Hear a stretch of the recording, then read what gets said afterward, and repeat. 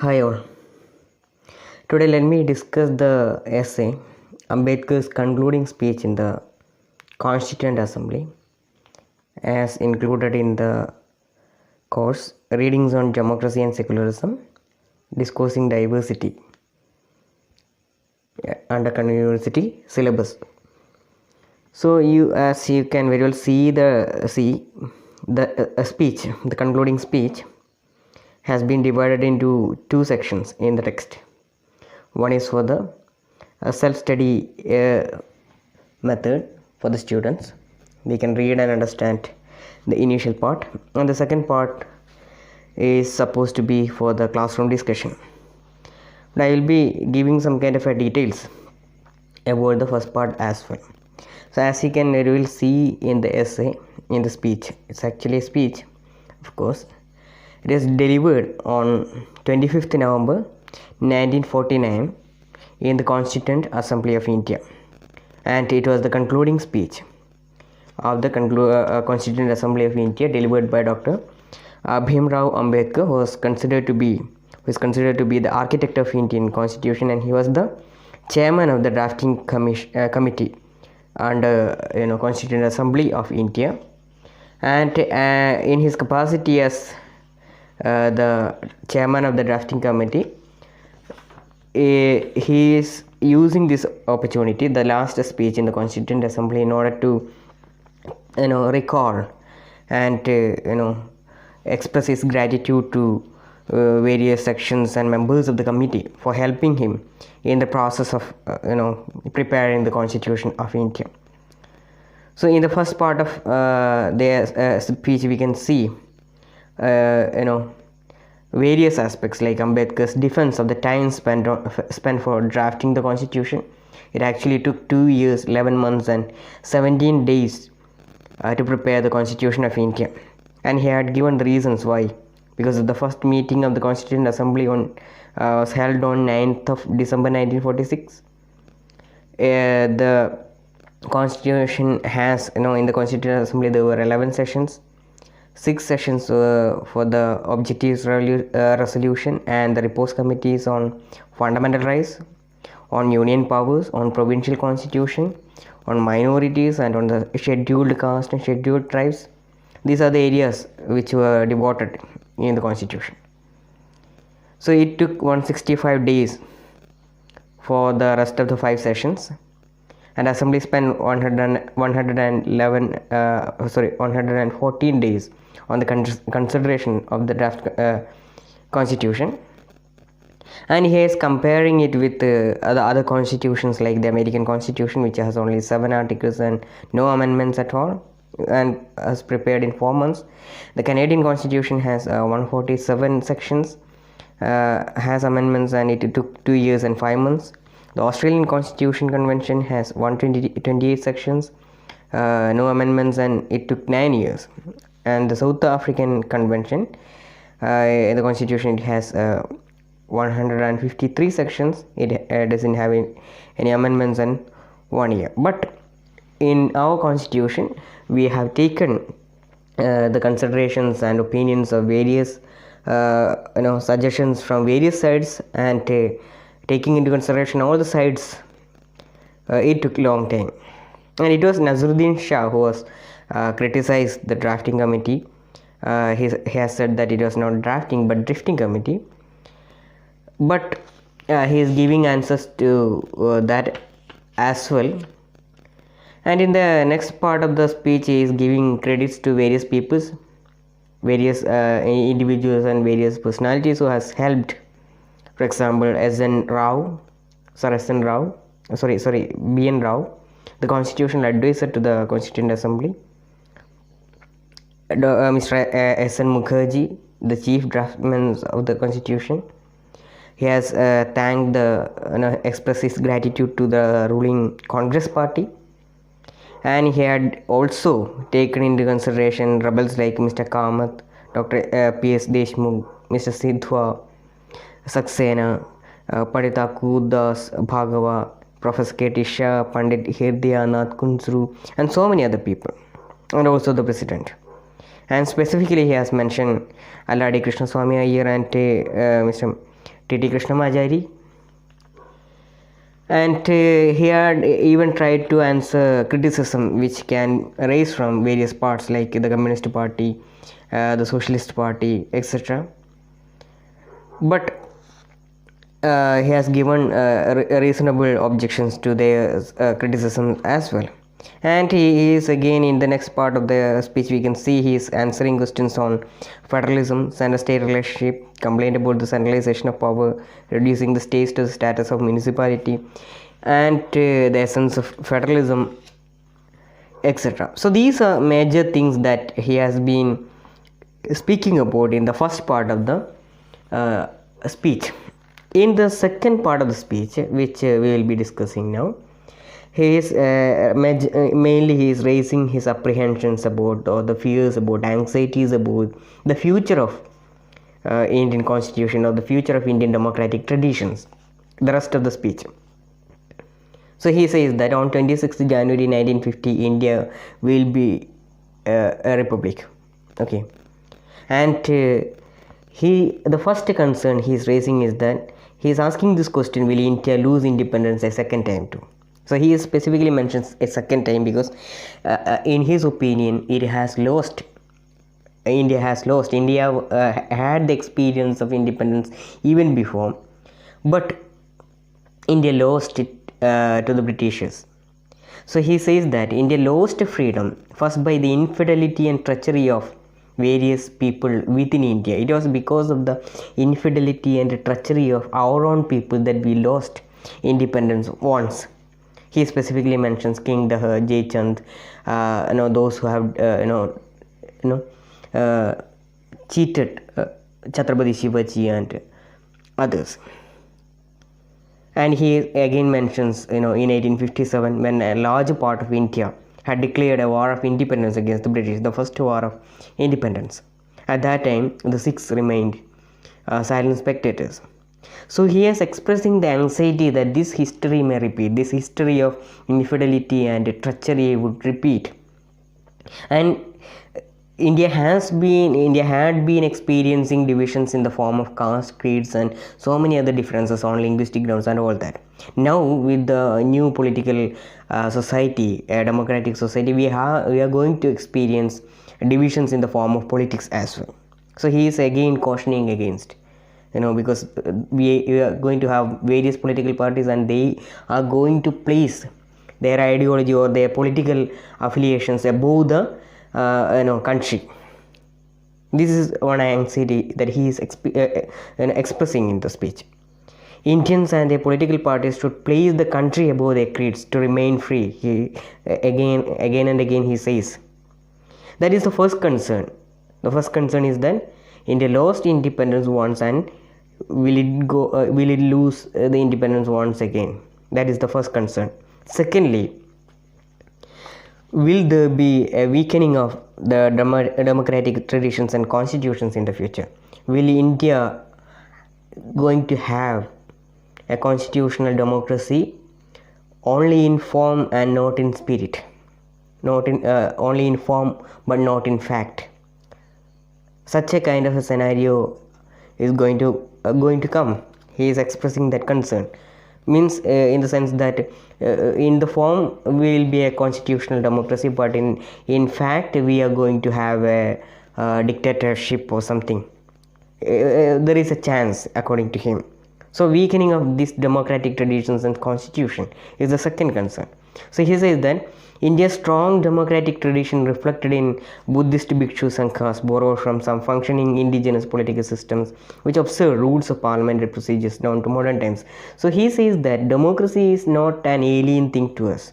It was not a strange thing. It's not new to us. Even in the past, during the time of Buddhism, and even before that, we used to have that kind of a parliamentary procedure, sacred ballot system, and various other political democratic procedures even before, but we lost it once. So threat of democracy being replaced by a dictatorship, that is the fear he is expressing. Will we embrace dictatorship in the future? People have to. So as an answer to that, He says that people have to hold fast to constitutional methods to achieve socio-economic objectives, avoid bloody revolutions, and abandon civil disobedience, non-cooperation, and satyagraha. In the absence of constitutional measures, people may resort to unconstitutional means. So, in order to safeguard our democratic tradition, in order to safeguard our constitution, what we must do? He says that first thing that we need to do is that we need to hold fast to constitutional methods to achieve socio-economic objectives. We need to focus upon, or we need to hold fast to constitutional methods to achieve socio-economic objectives instead of taking law in our hands. Second thing that we need to be cautious about, he is quoting John Stuart Mill, an English philosopher, who cautioned against hero worship. So he says that Ambedkar says that we have had a tradition, or we have a tradition of hero worship. We worship everyone and everything. So hero worship is not good for democracy. He says that it may be good for spiritual enhancement or spiritual awakening or religion, but it will not be good for democracy. No, there will be. He says that we can have gratitude to great people, those who have sacrificed for the country, those who says that, or those who argue that they have sacrificed their family for the country, for example. It is okay to have gratitude, but we should not express our gratitude by leaving aside the constitutional things. When the constitutional institutions are being destroyed, being decimated, we shouldn't sit silently expressing our gratitude to one individual. So people should not be grateful to great men who have rendered lifelong services to the country at the cost of their honor. Okay. People can be grateful, but no country who sacrifices their honor and express their greatness to some individual would not succeed according to him. So he quotes an Irish patriot, Daniel O'Connell. So Daniel O'Connell, an Irish patriot, he has once declared that no man can be grateful at the cost of his honor, no woman can be grateful at the cost of her chastity, and no nation can be grateful at the cost of his liberty. So he says that he wants that for in India, bhakti, or what may be called the path of devotion or hero worship, plays a part in its politics unequaled in magnitude by the part it plays in the politics of any other country in the world. Bhakti and religion may be a road to the salvation of the soul, but in politics, bhakti or hero worship is a sure road to degradation and eventual dictatorship. So he says that the first thing that we need to remember in order to safeguard our constitutional values and democracy, first thing that we need to take care of is that we should hold fast to the constitutional methods of achieving our social and economic objectives. The second thing is that we shouldn't hero worship leaders. The third thing that he says that we shouldn't be confined to political liberty alone. We have political liberty now. Okay, we have the political liberty now, but we shouldn't be content with the political liberty or political democracy.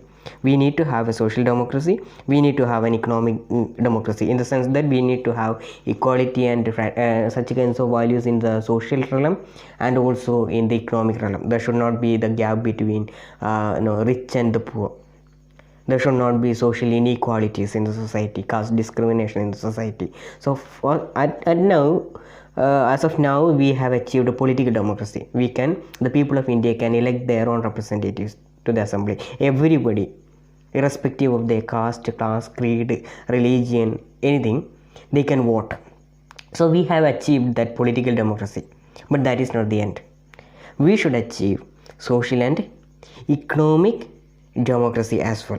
So he says that inclusive policies to expand political democracy into social democracy also should be taken care of. The nation must begin by acknowledging the absence of equality and fraternity in Indian society and take measures to address the graded inequality and other contradictions. So ours is a society with contradictions. The principle of one man, one vote, and one value should be upheld in social and economic life as well. Long geneal of equality and social justice in economic, social, and cultural life would persuade those who suffer from inequality to blow up the structure of political democracy the Constituent Assembly has so laboriously built up. So, if we are not granting social and economic liberty, or social and economic equality, or social and economic democracy, what is going to have is that these people, the downtrodden, they will fight, they'll search for, opt for other means of achieving their goals. They'll opt for bloody revolutions which will destroy the country. It will be a divided house. India would be a divided house. So in order to avoid that, we need to accept the fact that India is a land of contradictions. India is a land of inequality, and we need to take measures in order to contain, or in order to solve their problems. And he says that fraternity, or a sense of common brotherhood of all Indians, of Indians being one people, it's a principle. It's a recognition of which would unite India as a democracy. India has to become a nation in the social and psychological sense of the word by seriously thinking of and adopting the ways and means of realizing the goal. Caste practices are anti-national. So he clearly says that casteism is an anti-national idea. Casteism is anti-national. He clearly says that without addressing that issue, we cannot go forward as a nation. So he says that in his own words, I would read out his own words. The castes are anti-national. In the first place, because they bring about separation in social life. They are anti-national also because they generate jealousy and antipathy between caste and caste. But we must overcome all these difficulties if we wish to become a nation in reality. For fraternity can be a fact only when there is a nation. Without fraternity, equality and liberty will no deeper than coats of paint. So we need to achieve that. So he says that these caste practices are anti-national. So annihilation of caste is the only way for India to become a nation of fraternity and equality. So if you remember, Annihilation of Caste is a book written by Ambedkar. It's actually another speech he wanted to deliver. He was invited for a speech or something in an institution, but at the last minute they had cancelled the speech, and he had prepared a speech and he had published it under the title Annihilation of Caste. In that also he is clearly saying that we need to solve this issue of casteism. And lastly, he says that in the last part of the speech, he says that the constitutional empowerment of the powerless groups, the political power in India for the last for so many thousands of years, it has been the monopoly of a few. Only very few in the upper realm of the society used to get the political power. But from now onwards, we are going to have power for everyone. They are tired of being these deprived people, the downtrodden class. They are tired of being governed, and now they are impatient to govern themselves. So there is the chance for caste and class wars unless constitutional options are used to resolve the contradictions. He concludes by saying that political, social, economic equality and fraternity in all spheres of life have to be achieved for India to remain a sovereign, socialist, democratic republic. According to him, working to bring about an egalitarian society is the best way of serving the country. So these are the things which he clearly mentions in order to continue India as a democratic nation. So in the very beginning, in the 1949 itself, Ambedkar, I think he was prophetic in the sense that he could foresee the dangers India going to face in the upcoming years. So he warned even in the 1949 that these are the problems that India as a nation are going to face, and these are the solutions for that. So what are the solutions? First of all, we need to hold fast to the constitutional methods of achieving goals. We need to we should not hero worship, and we need to give political and economic and social equality as well. So these are the things which he is addressing in the speech given in the text. Thank you.